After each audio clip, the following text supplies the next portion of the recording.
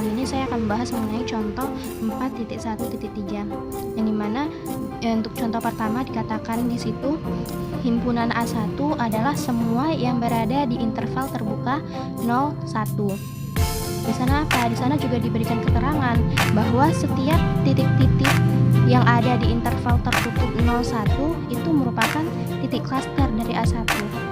Lalu kan berarti kalau ini tertutup, berarti 0, 1 ini termasuk titik klaster dari A1 ini dong.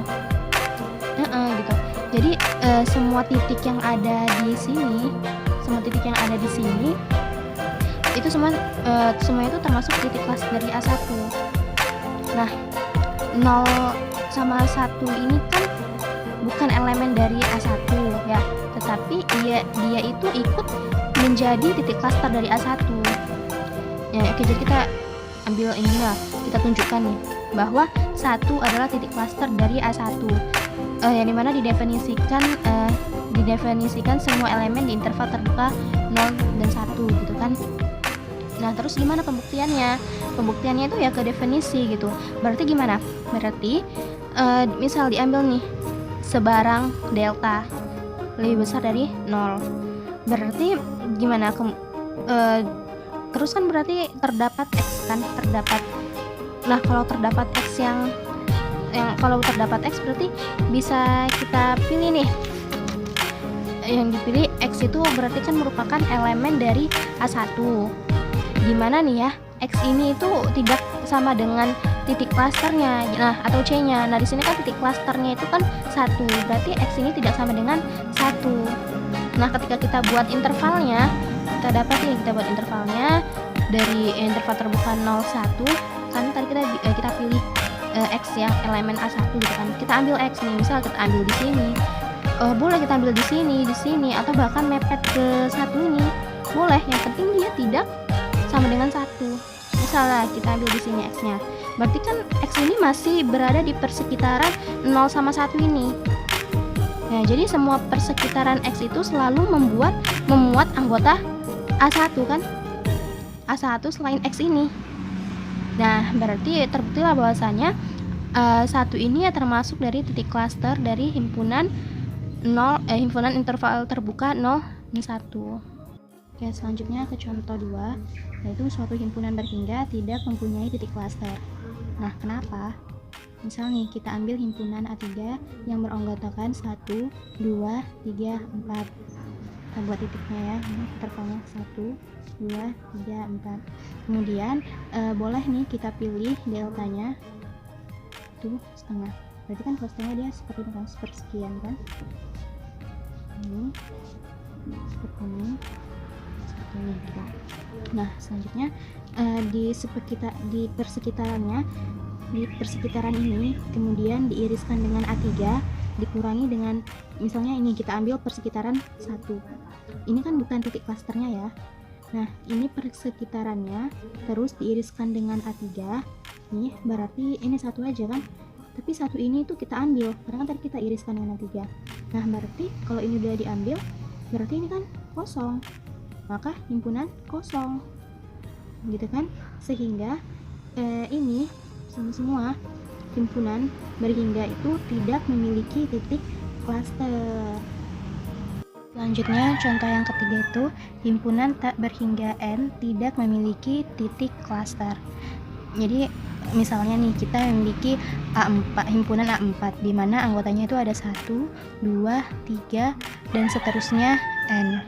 Ini kan sama ya, kalau kita buat intervalnya ada 1, 2, 3 dan seterusnya N.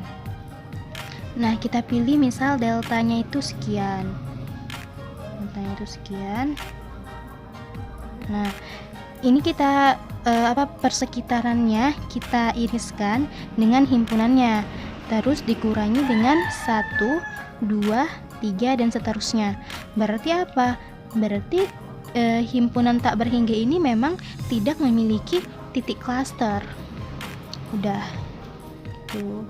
Selanjutnya di contoh keempat, di sini terdapat A4 itu beranggotakan 1 per n, di mana n ini adalah elemen bilangan asli. Jadi himpunan ini hanya memiliki satu titik klaster, yaitu 0. Nah, tidak ada titik di A4 yang menjadi titik klaster dari A4. Mengapa?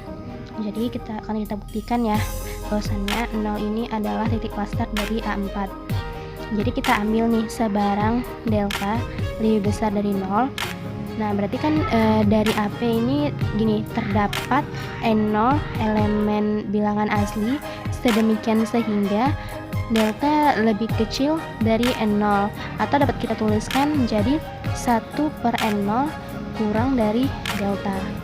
Ini deltanya lebih besar dari 0 kan, berarti kan di sini terdapat X gitu. Jadi kita pilih dipilih X sama dengan 1 per N0, dimana 1 per N0 elemen dari bilangan asli. Nah, sehingga X itu adalah elemen himpunan A4 dan X tidak sama dengan titik klasternya. Nah, di sini kan titik klasternya itu adalah 0. Kita tuliskan 0.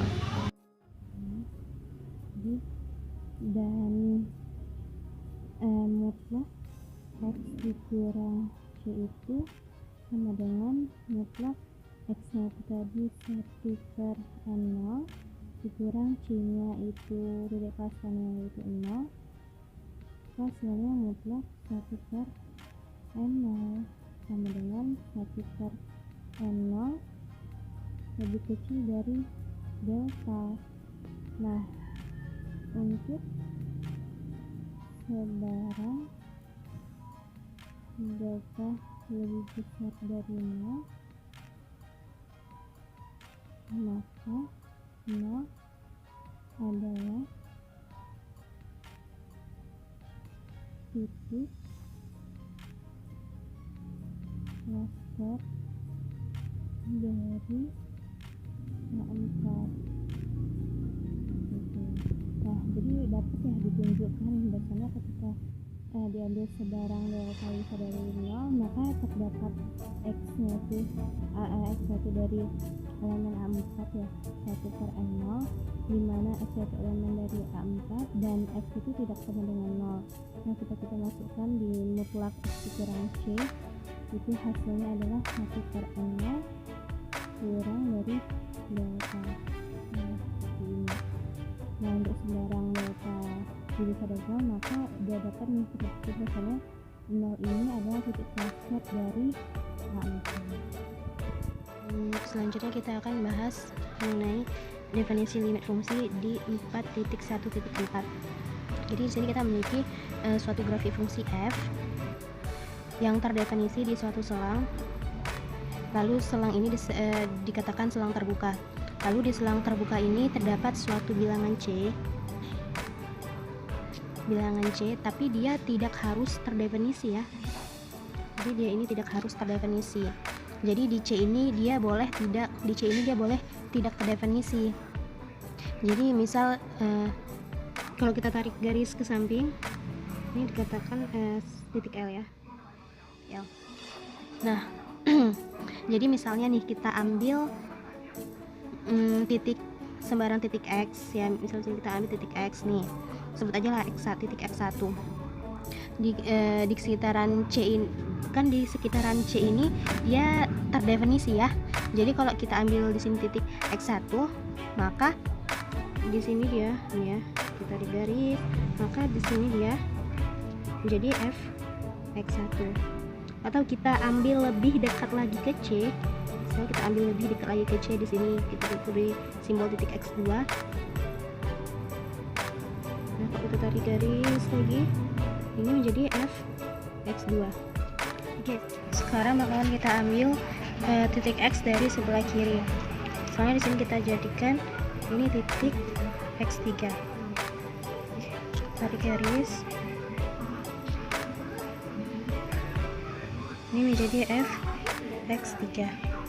Lalu kalau kita ambil titik yang semakin mendekat ke titik C, menjadi X4 atau bisa menjadi X5, X6, X7 dan seterusnya yang semakin mendekat ke titik C, maka nanti garisnya itu akan mendekati titik L ini, pasti bakal mendekati titik L. Jadi dapat dikatakan ketika fx akan menuju dekat ke L jika x mendekat ke titik C. Jadi ketika kita berbicara semakin dekat, kalau dalam matematika itu ketika kita bicara tentang semakin dekat itu berarti kita berbicara tentang jarak gitu. Nah, jarak dalam matematika artinya itu suatu nilai positif yang nantinya itu akan digunakan menjadi nilai mutlak. Nah, jadi jarak mutlak, jarak dari fx dengan L menuju 0